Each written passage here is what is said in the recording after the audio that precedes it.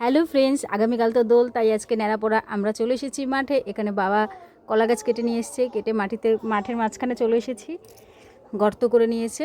এবার এই কলা গাছটাকে কাটছে, এটাকে পরিষ্কার করে এই যে মাটির ভেতর পোতা হলো। এবার এইটাকে দিয়ে চারিদিক দিয়ে কি হবে বলো তো, আজকে ন্যাড়াপোড়া বানানো হবে। বাবা এখানে সব তৈরি করছে এক এক করে।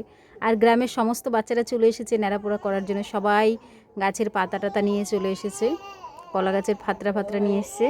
আর বাচ্চারা সবাই হাই করছে, আমরা সবাই রাস্তায় দাঁড়িয়ে দাঁড়িয়ে দেখছি বাবা এখানে বানাচ্ছে। এই যে সব এনে এক জায়গায় জড়ো করেছে, এক এক করে বাবা সব তৈরি করতেছে কেটে কেটে।